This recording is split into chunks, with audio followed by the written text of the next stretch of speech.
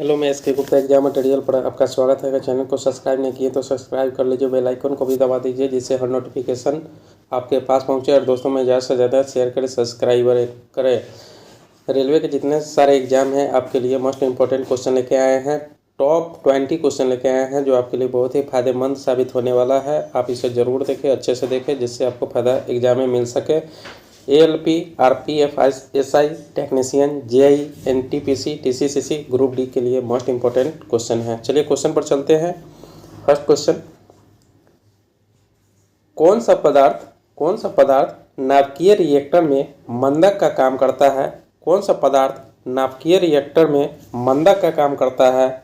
Option क ozone, भारी hydrogen, या भारी जल, या पोटेशियम।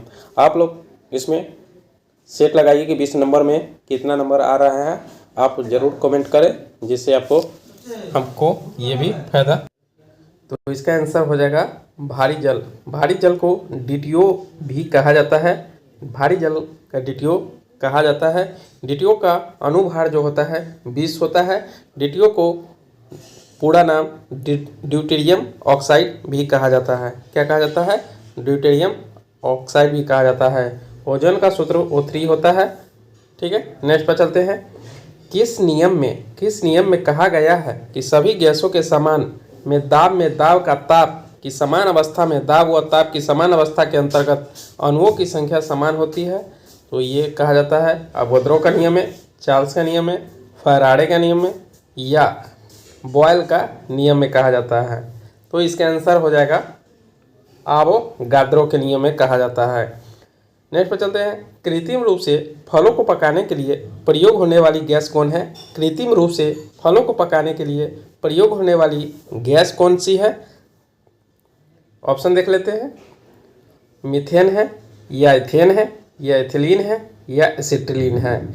तो इसका आंसर हो जाएगा इथिलीन हो जाता है। इसका फलों को पकाने के लिए एथिलीन, और खुद से पका है तो वह एसिटिलीन उसका आंसर हो जाएगा। खुद से पका एसिटिलीन, और पकाने के लिए एथिलीन, कृत्रिम रूप से पकाने के लिए एथिलीन का प्रयोग करते हैं। मीथेन को CH4 कहा जाता है।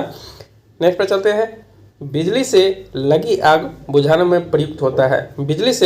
बिजली में लगी आग बुझाने में प्रयुक्त होता है। क्या होता है? पायरिल अग्निशामक होता है, या झाग अग्निशामक होता है, जल अग्निशामक होता है, या सोडा अम्ल अग्निशामक होता है। तो इसका आंसर हो जाएगा झाग अग्निशामक हो जाएगा। नेक्स्ट पर चलते हैं। खमीर कक्ष से शक्कर के उफान से गैस निकलती है। खमीर कक्ष से शक्कर के उफान से गैस निकलती है। ऑक्सीजन निकलती है, या कार्बन डाइऑक्साइड निकलती है, हाइड्रोजन निकलती है, या कार्बन मोनोऑक्साइड निकलती है। तो इसका आंसर हो जाएगा कार्बन डाइऑक्साइड। इसका आंसर हो जाएगा। ऑक्सीजन की खोज प्रिस्टले ने किया था। ऑक्सीजन की खोज किसने किया था?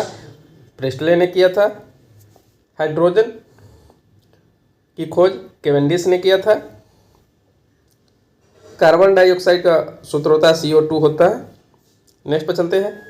पत्तियों में हरे रंग की उपस्थिति में निम्न में से कौन सा है? पत्तियों में हरे रंग की उपस्थिति में निम्न में से कौन सा है? तो ये ग्लूकोज, या नाइट्रोजन, क्लोरोफिल, या ऑक्सीजन। तो इसका आंसर हो जाएगा क्लोरोफिल। इसका आंसर हो जाएगा। पत्तियों में हरे रंग की उपस्थिति निम्न में से कौन सा है? तो क्लोरोफिल हो जाएगा। ग्लूकोज का सूत्र होता है 6,6H12O6 होता है। इसका सूत्र होता है, आप इसे जरूर याद रखें क्योंकि एग्जाम में बार बार रिपीट किया जाता है। ऑक्सीजन का होता है O2। नेक्स्ट पर चलते हैं। ओजोन में ऑक्सीजन का परमाणु कितना होता है? ओजोन में ऑक्सीजन का परमाणु कितना होता है? क 3 होता है, 4 होता है, या 5 होता है, या 6 होता है। तो इसका सही आंसर हो जाएगा 3 हो जाता है। कितना रहता है? 3 इसका आंसर हो जाएगा।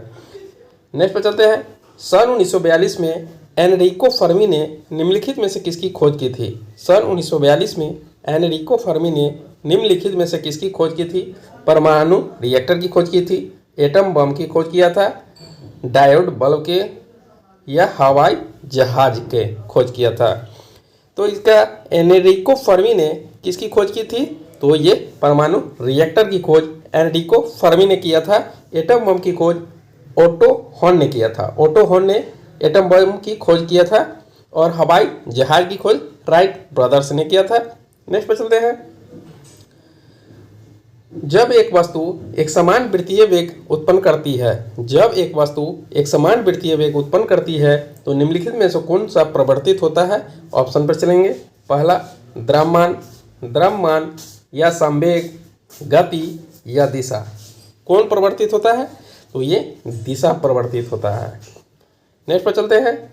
घर्षण द्वारा किया गया कार्य क्या होता है? घर्षण द्वारा किया गया कार्य जो होता है धनात्मक होता है या उदासीन होता है, ऋणात्मक होता है या शून्य होता है? तो घर्षण द्वारा किया गया कार्य जो होता है हमेशा ऋणात्मक होता है। क्या होता है? ऋणात्मक होता है। नेक्स्ट पर चलते हैं। एक वेग समय ग्राफ की ढलान क्या दर्शाती है? एक वेग समय ग्राफ की ढलान क्या दर्शाती है? त्वरण दर्शाती है या दूरी दर्शाती है, गति दर्शाती है या वेग दर्शाती है? तो इसका जो आंसर हो जाएगा त्वरण हो जाएगा। त्वरण का सूत्र होता है ms, SI मात्रा का ms माइनस स्क्वायर, इसका आंसर हो जाता है। नेक्स्ट पर चलते हैं। मुक्त रूप से गिरना केवल किसमें संभव है? मुक्त रूप से गिरना किसमें संभव है? वातावरण में या वायु में, समुद्र में या निर्वात में? मुक्त रूप से गिरना केवल निर्वात में ही संभव है। कहाँ संभव है? निर्वात में ही संभव है। नेक्स्ट पर चलते हैं। स्वतंत्र रूप से लटकती किसी वस्तु का गुरुत्व केंद्र कहाँ स्थित होता है? स्वतंत्र रूप से लटकती किसी वस्तु का गुरुत्व केंद्र कहाँ स्थित होता है? जमीन पर होता है या लटकाव बिंदु के ठीक नीचे होता है या वस्तु के केंद्र पर होता है या वस्तु के केंद्र के ठीक नीचे होता है? स्वतंत्र रूप से लटकती किसी वस्तु का गुरुत्व केंद्र कहाँ स्थित होता है? तो वह होता है लटकाव बिंदु के ठीक नीचे होता है। नेक्स्ट पर चलते हैं।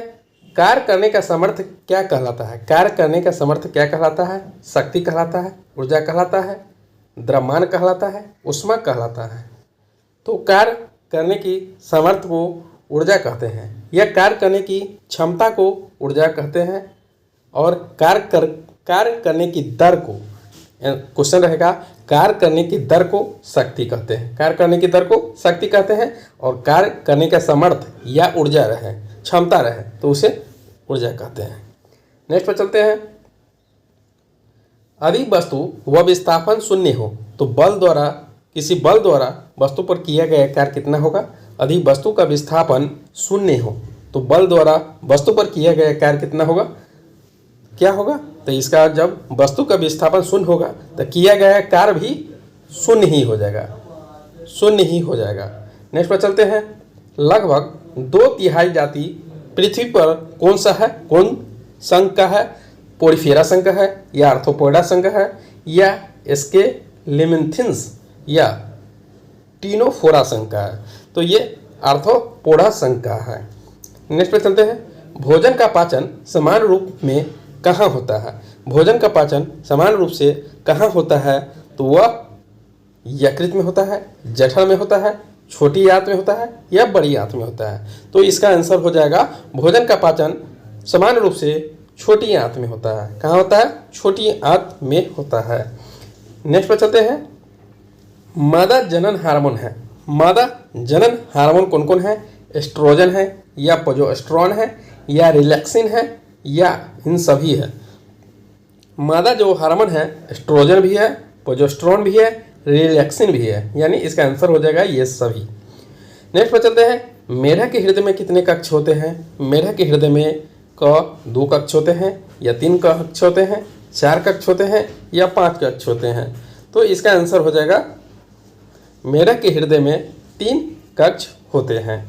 नेक्स्ट पर चलते हैं। डायलिसिस की प्रक्रिया किससे संबंधित है? डायलिसिस की प्रक्रिया किससे संबंधित है? तो ये इसका ऑप्शन हो जाएगा जिगर से संबंधित है, फेफड़े से संबंधित है, पेट से संबंधित है या गुर्दे से संबंधित है?